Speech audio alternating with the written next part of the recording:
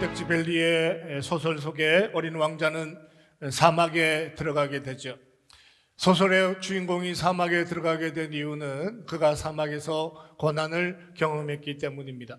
1935년 12월 30일 이집트 카이로를 출발해서 호치민으로 가는 비행기를 탄 생텍쥐 밸리는 다른 사람들과 함께 어떻게 하면 빨리 호치민까지 날아갈 수 있을까 비행기를 경계하는 시간을 살아갔습니다. 50시간 만에 도착한 누군가가 1등을 했죠. 생텍쥐 밸리는 카이로를 떠나 호치민으로 가는 길에 리비아 사막에서 추락하고 말았습니다. 수많은 사람들과 함께 팀을 이루고 오랫동안 준비했는데 완주를 한다는 것이 쉽지가 않았습니다.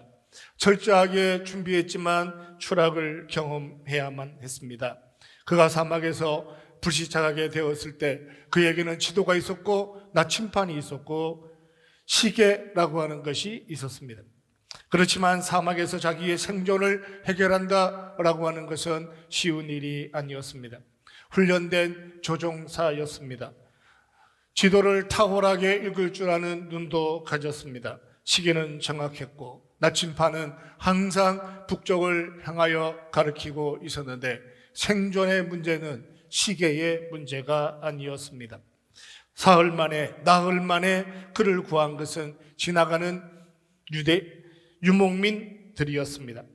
사람들은 지도를 전략이라고 얘기하고 시계를 일관성이라고 표현하고 나침판을 방향성으로 이해하기도 합니다. 인생을 살아가는 동안 전략을 가졌다면, 인생을 살아가는 동안 성실하게 살아가는 삶의 일관성을 가진다면 나침판처럼 방향성을 바로 잡고 한 방향을 향하여 달려가면 성공할 것이다 라고 하는 것이 사람들이 표현하는 삶의 흔적이기도 하지만 세 가지를 다 가지면 인생을 살아가는 동안 고난이라고 하는 것, 시련이라고 하는 것, 막다른 사막에서 광야에서 세상에서 만나는 시련으로부터 자기를 지켜갈 수 있을까요? 시계가 있고 나침판이 있고 인생에 정확한 방향이 있고 일관성이 있었지만 여전히 시련과 고난과 아픔을 경험하고 살아야 하는 것이 21세기 살아가는 우리의 현실이기도 합니다. 누가 그를 구할 수 있을까요? 오늘은 추락한 사막 한가운데서 구원자로 찾아오시는 하나님의 능력에 대하여 함께 말씀을 묵상해 보려고 합니다. 7절 말씀을 보시기 바랍니다. 주는 나의 은신처이오니, 같이 봅시다. 시작. 주는 나의 은신처이오니 환난에서 나를 보호하시고 구원의 노래로 나를 두르시리이다. 오늘 시편을 노래하는 사람은 다윗입니다. 1절 앞에 보면 다윗의 마스길이라고 표현을 하고 있습니다. 마스길이라고 하는 것은 교훈이다라고 하는 것이죠. 인생의 시련과 고난을 통하여 다윗이 교훈을 얻게 되었는데 그것이 단순히 아름다운 곡조로 노래로 하나님을 찬양하는 시편으로 끝나지 않고 인생의 교훈이 되기를 원하는 것이 시편 32편의 말씀이기도 합니다. 지금 그에게는 은신처가 필요합니다. 쉴만한 곳이 필요했고 도움의 손길이 필요했습니다. 그의 손에는 지도가 있을까요? 그의 손에 성경책이 있을까요? 그의 책에 나침판이 있었을까요?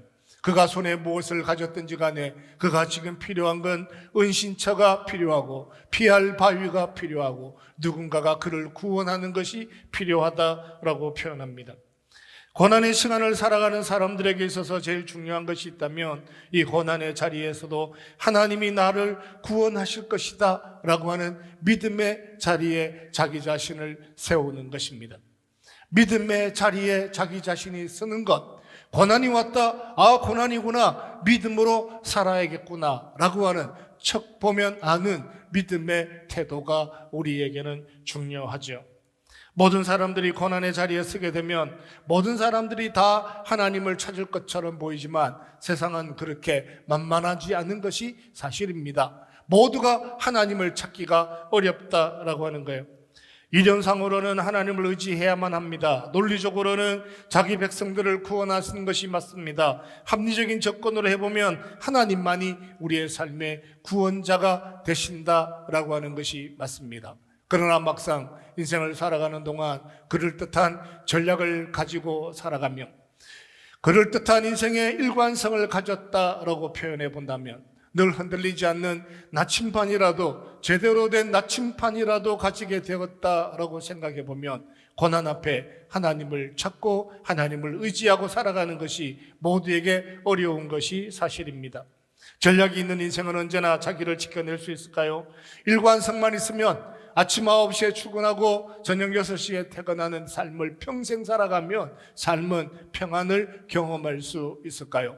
방향을 바로 정해서 한 번 정한 방향 일평생 일관성 있게 한 우물만 계속 파면 그 우물에서 항상 마실 만한 물을 마실 수 있을까요? 라고 물어보면 세상은, 광야는, 인생이라고 하는 사막은 그런 정답을 우리에게 허락하지 않습니다.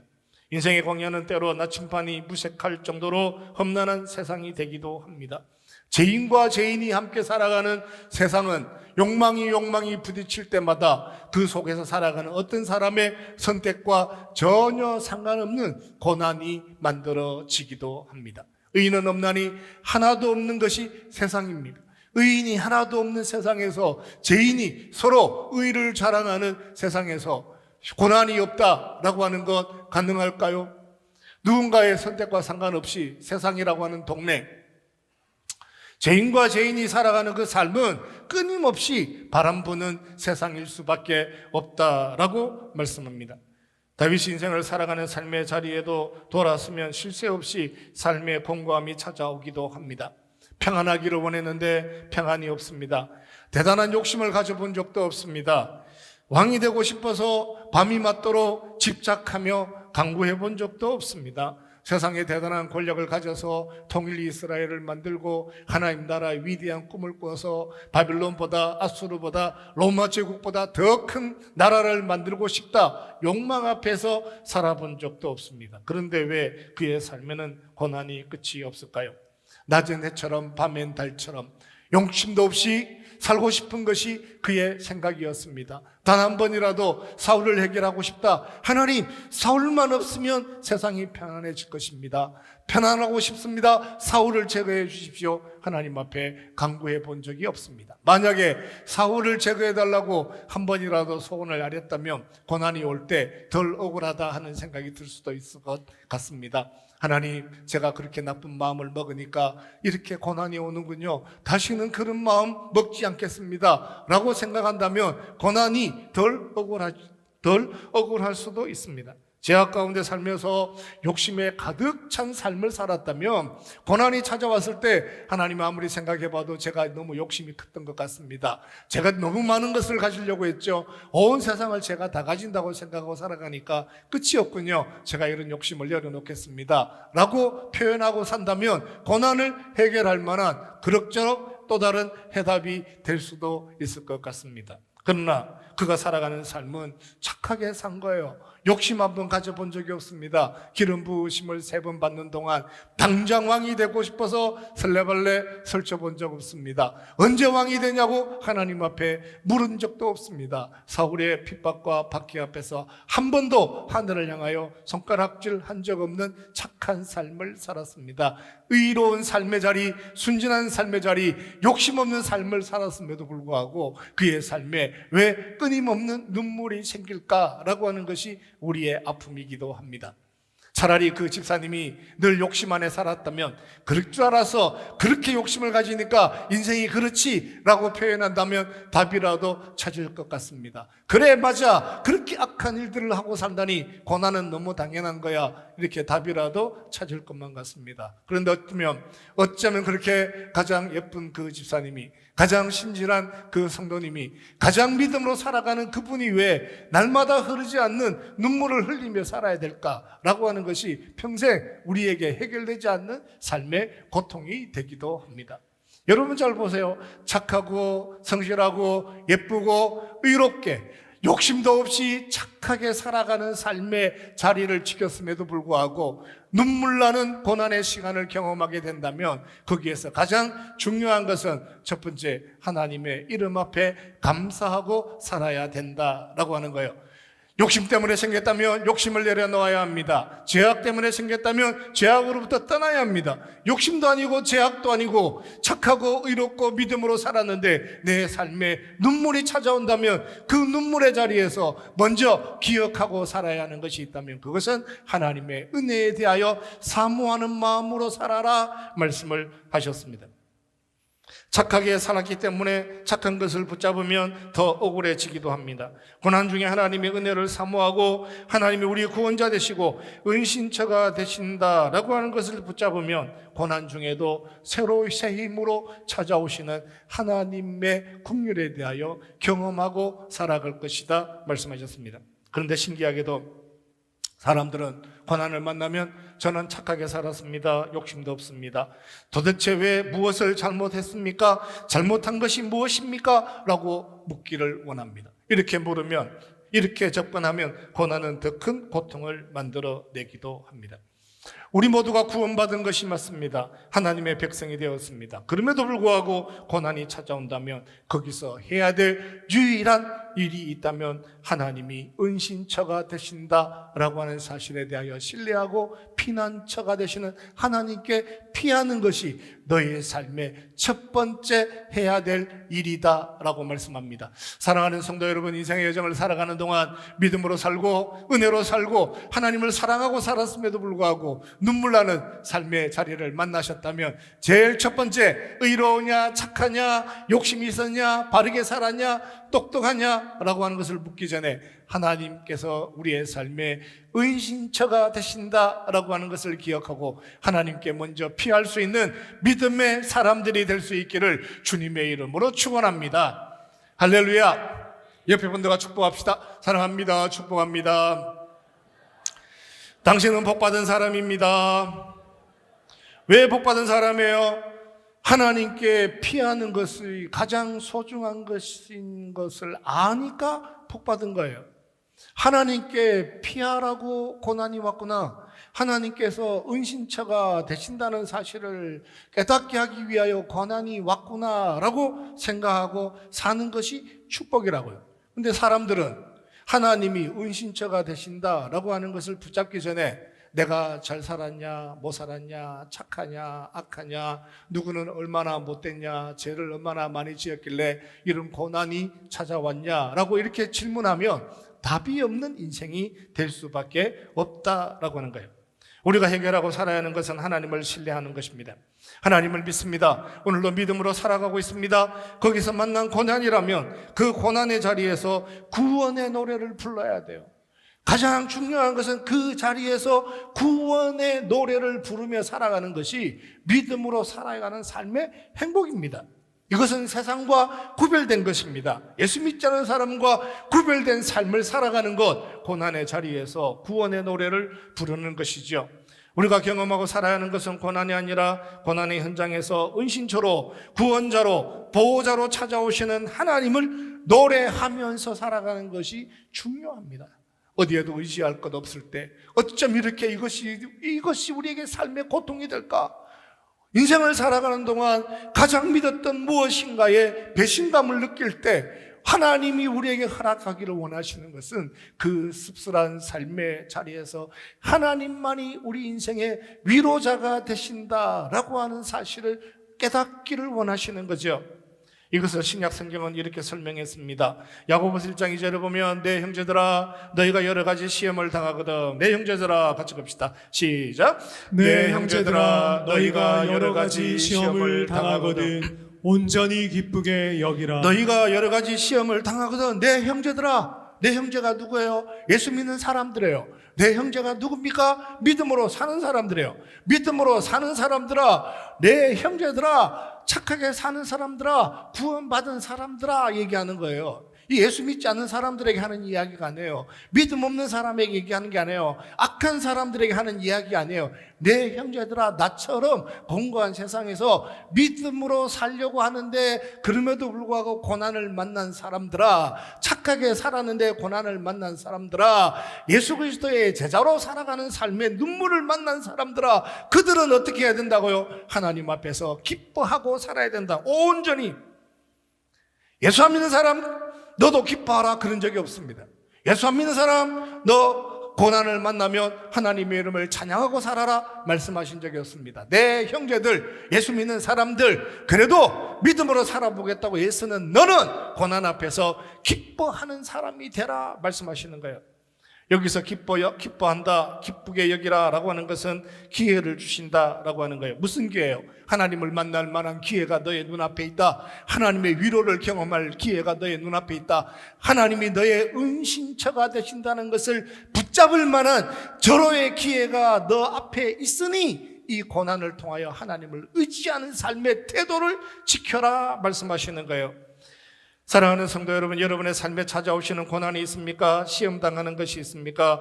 온전히 기쁘게 여기시고 하나님을 만나는 절호의 기회로 만들어 가시기를 주님의 이름으로 축원합니다. 예수 안 믿는 사람은요, 고난을 만나면 회개를 해야 돼요. 예수 안 믿는 사람들은 고난을 만나면 전생에 내가 무슨 잘못을 했는지를 돌아봐야 돼요. 예수 안 믿는 사람들은 우리 할아버지가 어떤 묘자리를 썼길래 내가 이렇게 고난이 있는지를 돌아봐야 돼요. 그러나 형제들아 너희는 다른 삶을 살아가니까 너희는 고난을 만나면 온전히 기쁘게 여겨라. 왜? 그것이 하나님이 너의 삶에 일할 수 있는 절호의 기회가 되는 것이고 하나님의 살아계심을 경험할 수 있는 절호의 기회가 되는 것이고 인생에 믿을 만한 것이 하나님밖에 없다라고 하는, 하나님을 전적으로 의지하는 것 외에 평강을 만들어낼 만한 다른 방법이라고 하는 것이 존재하지 않는다라고 하는 것을 깨달을 만한, 발견할 만한, 그 안에서 위로를 가질 만한 절호의 기회가 너의 삶의 눈물이니 너는 온전히 기쁘게 여겨라 말씀하시는 거예요. 8절 이렇게 표현했습니다. 내가 내 갈 길을 가르쳐 보이고, 8절 같이 봅시다. 시작. 내가 내 갈 길을 가르쳐 보이고 너를 주목하여 훈계하리로다. 고난 중에 있을 때 가장 행복한 것은 하나님 우리를 찾아오셔서 위로하시고 격려하시고 문제를 해결하신다라고 하는 하나님을 만나는 거예요. 사실 평화로울 때는 이 하나님을 만나기가 생각보다 쉽지가 않아요. 우리의 마음이 그렇게 딱딱한 거죠. 우리의 마음이 그 하나님을 발견할 만큼 잘못된 마음은 아니지만 하나님의 은혜를 사모할 만한 가난한 마음은 아닌 거죠. 근데 고난이 닥치면, 어려운 일이 생기면, 눈물이 나면 하나님이 내 인생의 위로자가 되신다라고 하는 것에 동의만 해도 눈물이 나요. 그렇습니다. 하나님 외에 의지할 분이 하나님 외에 다른 사람이 없습니다 라고 고백하면 거기에 평강이 있는 거죠. 내가 내 갈 길을 가르쳐 보이고 너를 주목하여 훈계하신다 라고 말씀했습니다. 여기에 세 가지 동사가 등장하죠. 가르치신다, 주목하신다, 훈계하신다. 너에게 무엇인가를 가르치기를 원하고 내가 너를 주목하겠다. 여러 사람들 중에 고난 가운데 있는 너를 주목하겠다라고 하는 것이 하나님의 생각이었습니다. 우리가 자주 오해하는 것은 하나님이 우리를 찾아오시면 무엇인가를 훈계할 것이다 라고 하는 편견입니다. 하나님이 우리를 찾아오시기만 하면 훈계하신다 라고 하는 것이 못난, 미성숙한 삶의 전형적인 편견이죠.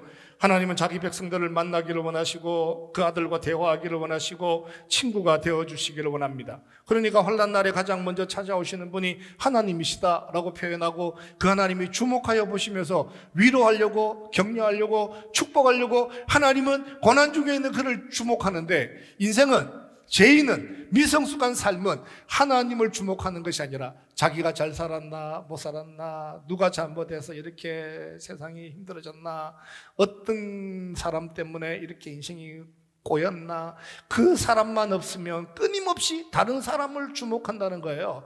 우리는 끊임없이 다른 것에 주목하지만 하나님은 우리가 고난의 자리에 들어가면 우리에게 주목하여 위로하기를 원하십니다.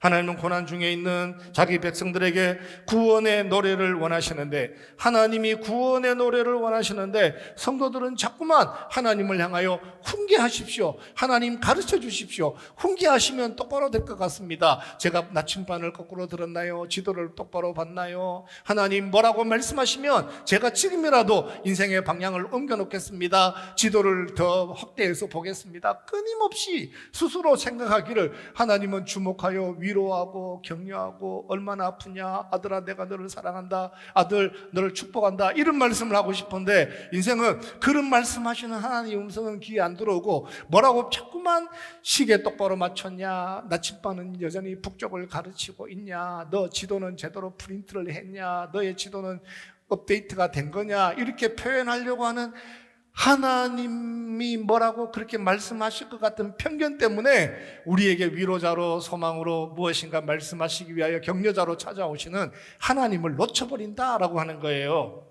사랑하는 성도 여러분, 어떤 편견이 있느냐, 무엇인가를 잘못하면 무엇인가 잘못했기 때문에 고난이 올 거다라고 하는 이 편견, 성경에 있는 것도 아닌데 누가 가르쳐 줬는지는 모르겠지만 고난은 그냥 내가 무엇인가를 잘못했기 때문에 생긴다라고 하는 이 편견 때문에 평생 극복하지 못하는 눈물의 시간들을 반복하고 살아요.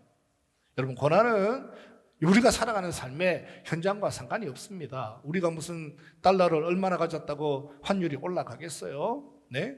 우리가 뭐 그렇게 대단한 집에 칼이라도 무기라도 가졌다고 해서 우리가 어떤 무기로 무장했길래 세상이 핵무기를 만들어낼까요? 내가 무슨 뭔가를 조그만 총이라도 한 자루 가지니까 상대방이 핵무기를 가졌다?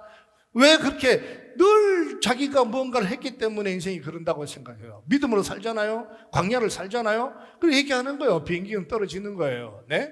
그 비행기는 온전하지 못해서 그 삶은 눈물이 반복되는 거예요. 환율은 올랐다가 내렸다가 그러는 거예요. 세계 경제는 좋았다 나빠졌다 그러는 거예요.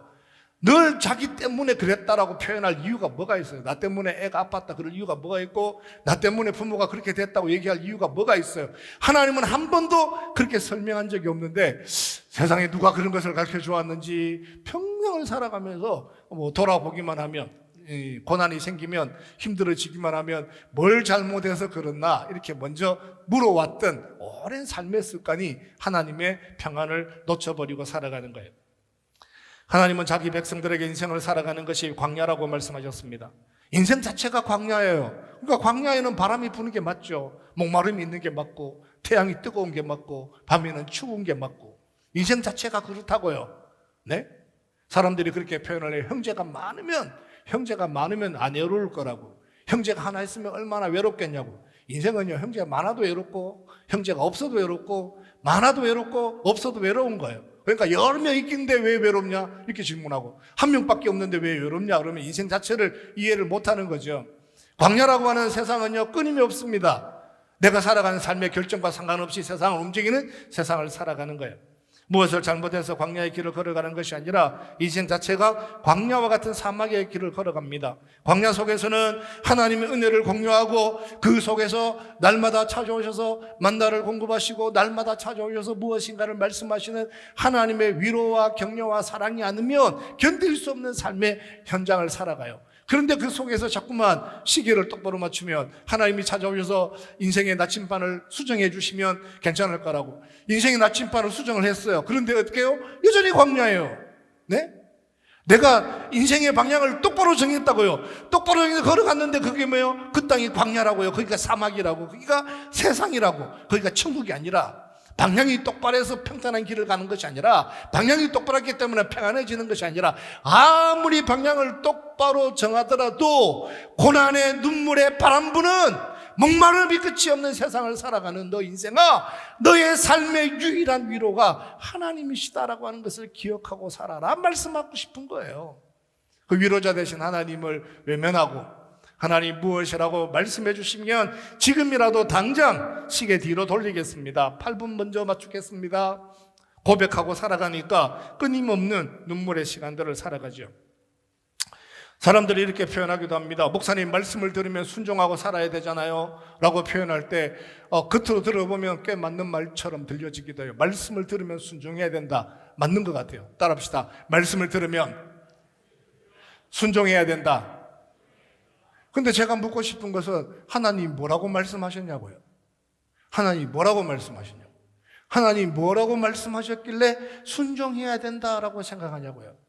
엄마가 아이에게 이렇게 표현해요. 제가 진유가 7살밖에 되지 않았는데, 아유 넘어졌구나, 너 손바닥 얼마나 아프니, 호호해 줄게, 사랑해요, 축복해요, 하나님께서 금방 치유해 주실 거예요, 이렇게 표현했는데, 아빠 말씀에 순종하겠습니다 이렇게 표현한다면 그 순종은 무슨 순종이에요? 너 인생을 살아가는 동안 또다시 넘어진다, 또다시 넘어지더라도 낙심하지 말고 일어나라. 너 상처 조금 지나면 또 상처 치유하신다, 회복하신다. 그때 그 상처 얼마나 깊었는지 지금 돌아보면 손바닥에 흔적도 없는 상처가 될 거니까 하나님을 의지하고 믿음으로 살아라 이렇게 표현하고, 하나님이 그를 보호하신다라고 표현했는데, 하나님이 무엇인가를 말씀하면 늘 순종하겠다, 순종하겠다 그렇게 표현해요. 도대체 뭘 순종하겠다는 것인지, 순종이 없어서 문제가 아니라 순종하겠다라고 얘기하는 생각이 오히려 하나님의 은혜를 놓쳐버리고 살아가는 것이 제가 가지는 삶의 억울함이에요. 그분은 그냥 하나님의 은혜 안에 가만히 있으면 되는데, 하나님이 그를 위로하기를 원하시고, 하나님이 그를 축복하기를 원하시고, 하나님이 그를 보호하기를 원하시는데, 집사님이 할 수 있는 일이 아무것도 없는데 의지하기만 하면 되는데 뭐 때문에 뭘 순종할까 전전긍긍하고 사나요? 뭐 어떤 순종을 하겠다는 거예요? 박진유는 뭐 어떤 순종을 해야 됩니까? 7살 된 박진유는. 여러분 집에 있는 그 자녀는 뭐 어떤 순종을 해야 엄마가 밥을 주나요? 사랑스러운 그냥 밥을 주는 거지, 끝까지 지켜가는 거지, 부모된 것 때문에 사랑하는 거지, 부모된 것 때문에 입히고 먹이고 보호하고 축복하고 싶은 것이 부모의 마음인 것처럼, 하나님이 21세기 척박한 환경 안에 살아가는 우리를 향하여 내가 너를 지키리라, 보호하리라, 주목하여 너를 평강으로 인도하리라 약속해 주셨습니다. 사랑하는 성도 여러분, 하나님 말씀에 귀를 기울이고 그 안에 약속하신 평안을 경험하시기를 주님의 이름으로 축원합니다. 평안하라 그러는데 하나님 순종을 해야지 평안해야지는데 순종이 없다고. 무슨 어떤 순종을? 평안은 순종이라고요. 평안한 게 순종이라고요. 의지하는 게 순종이라고요. 그래서 10절 이렇게 표현했습니다. 악인에게는 많은 슬픔이 있으나, 악인에게는 같이 읽읍시다. 시작. 악인에게는 많은 슬픔이 있으나 여호와를 신뢰하는 자에게는 인자하심이 두루리로다. 악인에게는 슬픔이 있는 것은 하나님을 의지하지 않기 때문이죠. 뭐가 악이네요? 하나님을 의지하지 않는 게 악이네요. 악인이기 때문에 고난이 온 것이 아니라 고난의 자리에서 하나님을 의지하지 않으면 그때부터 악인이 되는 거예요. 악인이 되어서 고난이 생기는 것이 아니라 고난의 자리에서 하나님을 의지하지 않는 삶의 태도를 악인이다 이렇게 표현하고, 제일 지독한 악인은 고난의 자리에서 하나님을 떠나는 거예요. 그 사람이 제일 큰 악인이죠. 가장 선하고 아름다운 삶은 고난의 자리에서 하나님의 품에, 하나님께로 더 가까이 가는 사람은 가장 선하고 아름다운 삶을 선택하는 것이고, 하나님이 고난이 오면 하나님을 떠나야겠다, 무슨 이런 고난이 끝도 없나라고 생각하고 하나님을 외면하고 살아가는 것이 스스로 가지는 삶의 선택이 될 수도 있죠. 고난 중에 하나님이 허락하신 기회를 외면하는 사람이죠.